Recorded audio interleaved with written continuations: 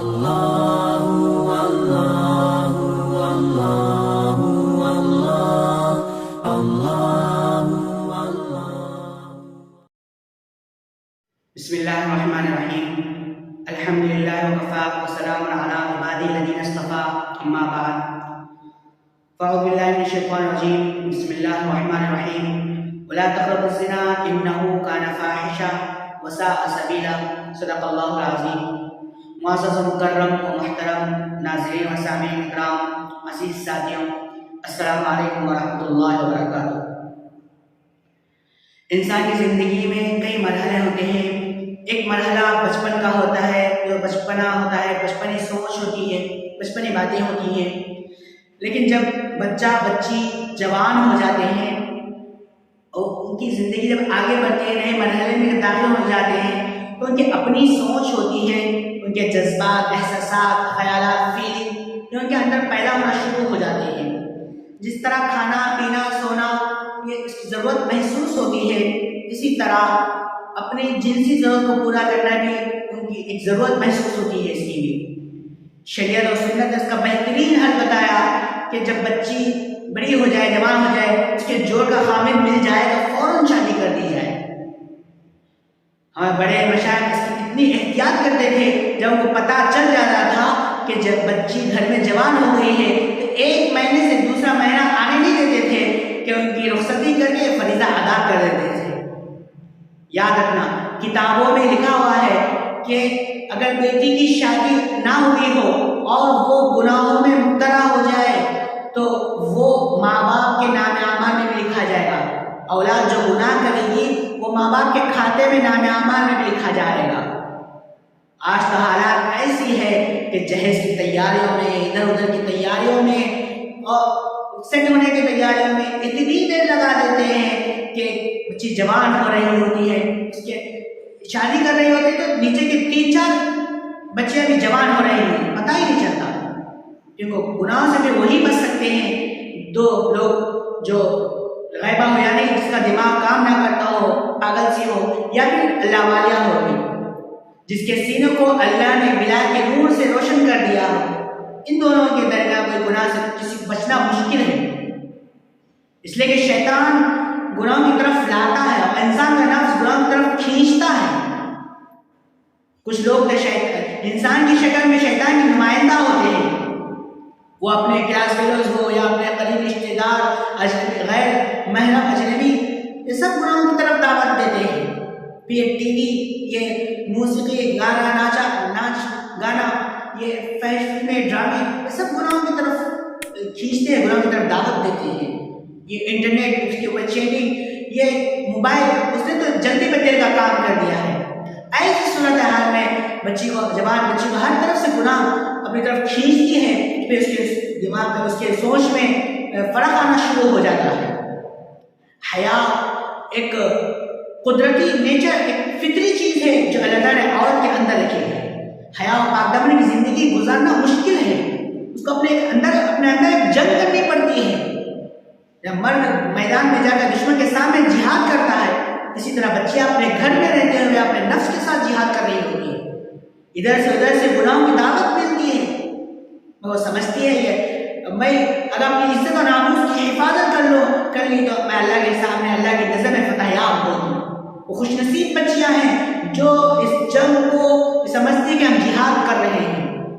جس طرح مجاہد جنگ میں جب فتح پائے گا، جب جنگ میں جا کر جیت جائے، فتح پائے تو وہ غازی بنتا ہے، اسی طرح بچیاں اپنے گھر میں 24 گھنٹے اپنے گھر میں رہتے ہیں، اپنے نفس کے ساتھ جہاد کرتی ہے، وہ اللہ کی نظر میں غازیہ بنے گی، وہ اللہ کی نظر میں غازیہ ہوگی۔ مرد میدان میں کلم کلا سب کے سامنے جہاد کرتا ہے، مرد کا جہاد ہوتا ہے۔ اسی طرح عورت کا بھی جہاد ہوتا ہے کہ وہ اپنے گھر میں رہتے ہیں اپنے نفس کے ساتھ 24 گھنٹے۔ عورت کا جہاد کلم کلا نہیں ہوتا، چھپا ہوا ہوتا ہے، وہ اپنے کسی کو بتا نہیں سکتی، اپنے دل کے راز کسی کو کھول کے بتا نہیں سکتی کہ شیطان کہاں سے حملہ کرتا ہے، انسان کا نفس کہاں تو جان پھنسانے کی کوشش کرتا ہے، یہ بتا نہیں سکتی۔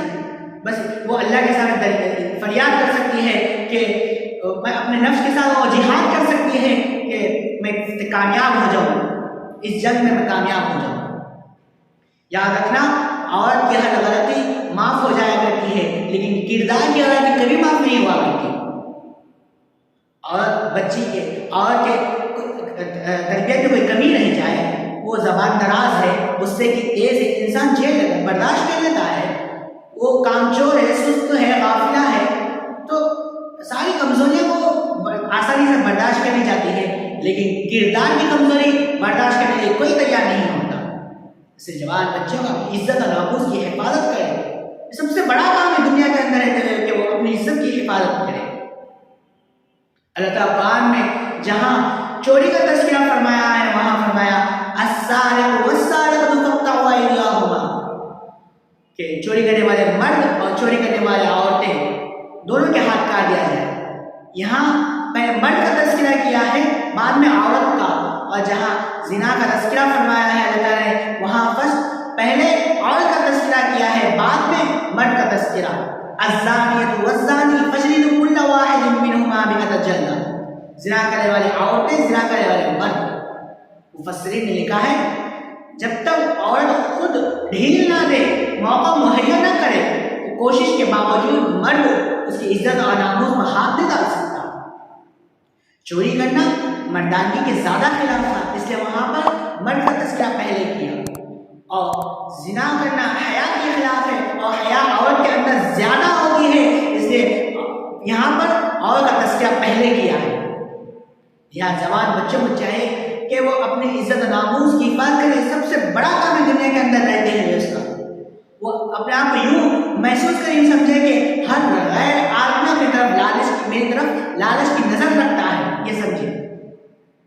ہر غیر آدمی جس طرح چراغ جل رہا ہو تو اس کو ہوا کے جھونکوں سے ہمیں خود کو بچانا پڑتا ہے، اگر ہم نہیں بچائیں گے تو وہ گل ہو جائے گا، وہ چراغ بجھ جائے گا۔ جوان بچہ یوں سمجھے کہ ہماری عزت اور ناموس کا چراغ جل رہا ہے، اور ہمیں آندھیوں سے، ہواؤں سے اس کو بچانا ہے۔ اگر ہم غفلت کریں گے، ہم نہیں بچائیں گے، ہماری عزت اور ناموس کی حفاظت نہیں کریں گے، تو وہ یہ چراغ، عزت اور ناموس کا چراغ گل ہو جائے گا، بجھ جائے گا۔ ایک نابینا کا واقعہ ہے، ایک نابینا کو پانی لانے کی ضرورت پڑی، کہیں دور سے، رات کا وقت تھا، تو وہ نابینا گیا، جا کر پانی لے گیا، گھڑے میں پانی بھر کر سر پر رکھا، رات کا وقت تھا، اور لاتے ہوئے اپنے ایک ہاتھ میں چراغ جلا کر پکڑا ہوا تھا۔ لوگ حیران ہو گئے، یہ تو نابینا ہے، اسے دکھائی نہیں دیتا۔ اس سے لوگ پوچھے کہ تم تو نابینا ہو، اس کی روشنی کی کوئی ضرورت ہی نہیں، تم تو اندازے سے زمین کے اوپر چلتے ہو، تو روشنی کی کیا ضرورت ہے؟ تو اس نابینا نے کہا کہ ہاں مجھے اس کی روشنی کی ضرورت نہیں ہے، مجھے اس سے کوئی فائدہ نہیں ہے، لیکن رات کا وقت ہے، آنکھوں والے کیا اندھیرا ہے، تو آنکھوں والے جب آتے ہیں تو کو راستہ صحیح پتہ نہیں چلتا، تو میں چراغ اس لیے پکڑا ہوا تھا کہ کوئی آ کر مجھ سے نہ ٹکرائے اور میرا گھڑا نہ ٹوٹ جائے۔ نابینا کتنا سمجھدار تھا، وہ چراغ اس لیے پکڑا تھا کہ جو آنکھوں والا جب سامنے سے آتا ہے وہ مجھ سے نہ ٹکرائے، اگر وہ مجھ سے ٹکرائے گا تو نقصان میرا ہوگا، گھڑا میرا ٹوٹے گا، اس لیے میں چراغ پکڑ کے چل رہا ہوں۔ ہر عورت کو یہ سوچنی چاہیے، سب یہی سوچنی چاہیے کہ اگر میں بے پردہ باہر نکلوں گی تو غیر مرد مجھے دیکھیں گے، ان کی آنکھوں میں فطور آ جائے گا۔ اگر میں کسی سے بات کرتی ہوں، فون پہ غیر محرم سے بات کرتی ہوں اور تنہائی میں بات کرتی ہوں، تو یہ اس میں میری عزت خراب ہوگی، میری اپنی خود کی عزت خراب ہوگی، اور دنیا میں بھی بدنامی، اور اللہ کے ہاں اللہ کی بھی ناراضگی ہوگی، دنیا میں گئی آخرت بھی گئی۔ یہ سوچنا چاہیے، سمجھنا چاہیے کہ ہم کسی غیر مرد کی طرف غیر مرد ہمیں کوئی دیکھ بھی نہ سکے۔ یہ فرض عین ہے پردہ، سر کے بال سے لے کے پیر کے ناخن تک عورت کا، چہرہ بھی پردے میں ہے۔ ہم بھی نبی کی امتی میں سے ہیں، ہمیں بھی ازواج کی زندگی کو سامنے رکھ کر زندگی گزارنا ہے۔ ہم بھی نبی کی بیویوں کو ماں کہنے والے ہیں۔ کیا ازواج مطہرات کے بارے میں آپ نے نہیں سنا کہ ازواج مطہرات رضی اللہ عنہم اجمعین ہیں؟ ان کے بارے میں آتا وہ اتنی حیادار تھی، جب وہ گھر میں کھلے صحن میں جب فارغ بیٹھتی تھی اور تسبیح کر رہی ہوتی ہے تو اپنا چہرہ کھلے صحن کی طرف نہیں کرتی تھی، ڈور کی طرف، دروازے کی طرف چہرہ نہیں کرتی تھی، بلکہ اپنا چہرہ دیوار کی طرف کر کے بیٹھتی تھی کہ غلطی سے بھی کوئی کسی کی نظر ہمارے چہرے پہ نہ پڑ جائے. کوئی دروازہ کھول دے ایک دم کسی غلطی سے نظر کسی کی بھی نظر ہمارے پر نہ پڑے. اب سوچئے کہ اپنے گھر میں اپنے صحن میں رہتے ہیں, چہرہ دیوار کی طرف کر کے بیٹھے ہیں کہ غلطی سے بھی کوئی دروازہ ایک دم سے اچانک کھول دے تو ہماری طرف ان کی نظر نہ پڑے, اس لیے چہرہ دیوار کی طرف کر کے بیٹھتی ہے. یہ عورت کی ذمہ داری ہوتی ہے, یہ فرض منصبی ہو ہے, یہ عورت کے فرائض میں سے سب سے بڑا فریضہ ہے کہ وہ اپنے عزت و ناموس کی حفاظت کرے, اپنا پردہ کرے اپنے جسم کا. امی عائشہ رضی اللہ عنہا ابو بکر صدیق رضی اللہ عنہ کی لاڈلی بیٹی ہے. اللہ تعالیٰ کے اندر اتنی حیا رکھی تھی, اتنی حیا رکھی کہ اگر ان کی حیا کا آپ کو اندازہ لگانا ہے تو اس بات سے لگائے کہ ان کا نکاح اللہ کے محبوب صلی اللہ علیہ وسلم سے ہوا. اللہ کے عائشہ رضی اللہ عنہ کی پاکیزگی کا اگر اندازہ لگانا ہے تو آپ اللہ کے رسول صلی اللہ علیہ وسلم کی پاکیزگی کا تصور کیجیے. عائشہ رضی اللہ عنہ فرماتی ہے اللہ کے رسول صلی اللہ علیہ وسلم کی آنکھوں میں اتنی حیا تھی کہ مدینے کے کنواری لڑکیوں کے آنکھوں میں بھی اتنی حیا نہیں تھی, اتنی حیا تھی. ایک وقت وہ بھی آیا کہ عائشہ رضی اللہ عنہ کے اوپر منافقین نے زنا کی تہمت لگانے کی کوشش کی تو اللہ تعالیٰ نے قرآن کے اندر ان کی پاکیزگی کی گواہی دی. اللہ تعالیٰ نے جب یوسف علیہ السلام پر جب تہمت لگی تو اللہ تعالیٰ ایک بچے کے ذریعے سے ان کی گواہی دی. جب مریم علیہ السلام پر جب تہمت لگی تو چھوٹے سے گود میں بچہ تھا, وہ بچے سے کے ذریعے سے اللہ تعالیٰ نے گواہی دلوائی. لیکن جب امی جان عائشہ صدیقہ رضی اللہ عنہا اللہ کے محبوب صلی اللہ علیہ وسلم رفیق حیات پر جب تہمت لگی تو اللہ تعالیٰ نے وحی کے ذریعے سے خود گواہی دی. اب اندازہ لگائیے کتنی پاکیزہ تھی. اللہ نے فرمایا الطیبات للطیبین, پاکیزہ مردوں کے لیے پاکیزہ عورتیں. چنانچہ جس کے ہاں بیٹیاں ہوتی ہیں ان کو یہ سمجھائیں, ان کو یہ بتائیں کہ بچیاں حیادار ہوتی ہیں, ان کے اندر حیا ہونی چاہیے, بچیاں حیادار اچھی لگتی ہیں, ان کو یہ پاکیزگی کی ترغیب دے, ان کو بچپن سے ہی ان کو باپردہ رہنے کی ترغیب دے, باپردہ بنائے بچپن سے ہی. 10 سال تک بچوں کو جہاں کپڑے پہنتے ہیں, تو بچی ہے چھوٹی ہے ایسے ہی کپڑے چلتے ہیں, آج کل ایسے ہی کپڑے پہناتے ہیں, بچپن سے ان کو ایسے کپڑے پہنا دیں تو آگے چل کر یہ حیادار نہیں بنے گی, یہ کپڑے آگے بھی چل کر یہی شوق پیدا ہوگا. اس لیے بچپن سے ہی ان کو باپردہ اور فل کپڑے پہنا کر ان کو یہ عادت ڈالیں کہ بچے کے اندر حیا ہونی چاہیے, بچے کو اپنا جسم چھپانا چاہیے, اس لیے بچپن سے ہی پردے کی عادت ڈالیں. حضرت فاطمہ الزہرا رضی اللہ عنہ اللہ کے لاڈلی بیٹی, جنت کی خاتون جنت بنی ہوئی ہے. اللہ ان کے اندر اتنی حیا تھی کہ ایک مرتبہ اللہ کے نبی صلی اللہ علیہ وسلم صحابہ کے محفل میں بیٹھے ہوئے, ان سے ایک پوچھا کہ سب سے بہترین عورت کون ہے؟ تو صحابہ نے کچھ جواب دیا, وہ صحابہ نے کچھ جواب دیا. علی رضی اللہ تعالیٰ عنہ کچھ کام سے گھر تشریف لائے تھے, انہوں نے وہاں گھر آ کر یہ بتایا کہ محفل میں یہ بات چل رہی تھی. تو فاطمہ الزہرا رضی اللہ عنہا نے فرمایا کہ میں اس کا جواب دوں, میں یہ بتاؤں کہ سب سے بہترین عورت کون ہے؟ تو فرمایا ہاں بتائیے. تو فاطمہ رضی اللہ عنہا نے بتایا کہ سب سے بہترین عورت وہ ہے, وہ عورت جو خود نہ کسی غیر محرم کی طرف دیکھے اور نہ کسی غیر محرم کو اپنی طرف دیکھنے کا موقع دے, یہ سب سے بہترین عورت ہے. حضرت علی رضی اللہ عنہ آئے محفل میں آ کر اللہ کے رسول صلی اللہ علیہ وسلم کو جواب بتایا. اللہ کے رسول صلی اللہ علیہ وسلم بہت خوش ہوئے اور فرمایا علی یہ بات آپ کس نے بتائی ہے؟ علی نے فرمایا کہ فاطمہ الزہرا رضی اللہ عنہ, فاطمہ نے بتائی. تو اللہ کے نبی صلی اللہ علیہ وسلم نے فرمایا کہ فاطمہ بضعۃ منی, فاطمہ تو میرا جگر کا ٹکڑا ہے. خاتون جنت یہ فرماتی ہے کہ سب سے بہترین عورت وہ ہے جو خود نہ کسی غیر محرم کی طرف دیکھے اور نہ کسی غیر محرم کی نگاہ ہماری طرف پڑھے, یہ سب سے بہترین عورت ہے.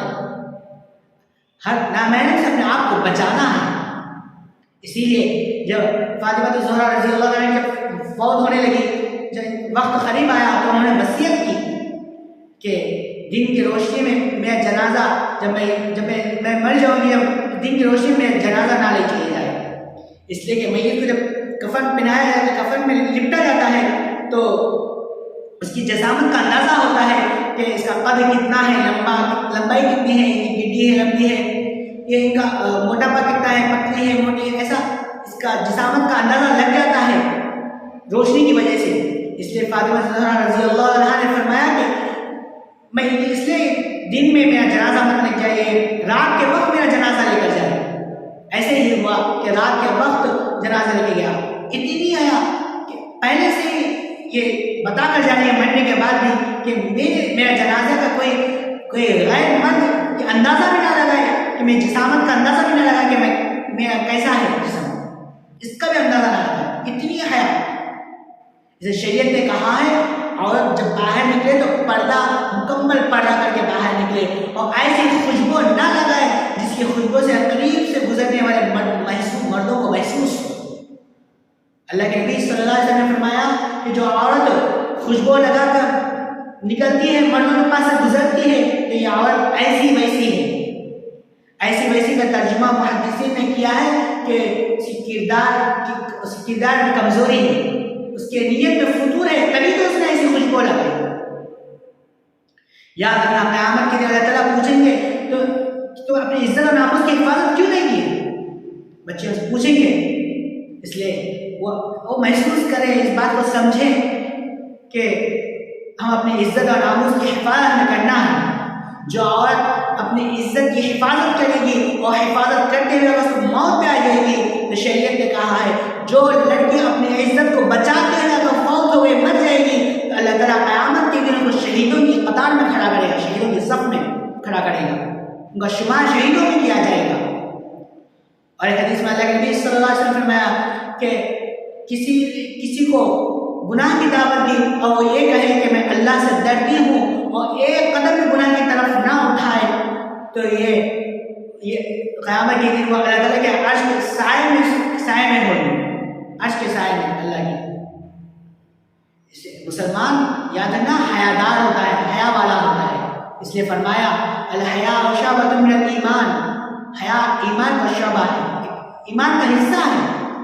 جس کے پاس حیا نہیں ہے پھر وہ جو چاہے کرتا پھرے۔ یہ حیا ایک نعمت ہے، اللہ کی نعمت ہے جو عورت کے اندر لگا رہی ہے، اور عورت کے اندر کٹ کے یہ حیا ہوتی ہے، بھری ہوئی ہوتی ہے۔ یہ فطرت ہے عورت کے اندر حیا، عورت حیادار ہوتی ہے، اور جس عورت سے یہ حیا چلے گی وہ یوں سمجھ لے کہ اللہ کی نعمت چھین رہی ہے، نہ اس کو دنیا میں عزت ملے گی نہ آخرت میں اس کو عزت ملے گی۔ یہ عورت کے فرائض میں سب سے فریضہ ہے یہ فرائض میں سے کہ عورت پردہ کرے، با پردہ، سر کے بعد سے لے پیر کے ناخن تک اس کا پردہ ہے۔ یہ فرض سمجھیے، اس کو فرض ہے یہ کہ عورت اپنے پورا پردہ کرے۔ اللہ تعالیٰ ہم سب کو سمجھنے کی توفیق نصیب فرمائے، اور ہم نے ہمارے ماں بہنوں کو، بچیوں کو، بیٹیوں کو کہ پردہ کر کے نکلنے کی توفیق نصیب فرمائے، پردہ حیا والی بنے، اپنے آپ کو گھر میں رہنا کوئی غلط نہیں ہے، گھر میں رہنا، باہر نکلنا کہ گھر میں قید کر دیے، یہ سوچ جو چل رہی ہے یہ بہت ہی، یہ لوگوں کو، عورتوں کو بے حیا کرنے کے لیے نکالا جا رہا ہے گھروں کے اندر سے۔ اللہ تعالیٰ ہم سب کو اس کو سمجھنے کی توفیق نصیب فرمائے، بچے بچیوں کو سب کو باپردہ رہنے کی توفیق نصیب فرمائے، اس پر عمل کرنے کی توفیق نصیب فرمائے۔ آمین۔ وآخر دعوانا الحمدللہ رب العالمین۔ اللہ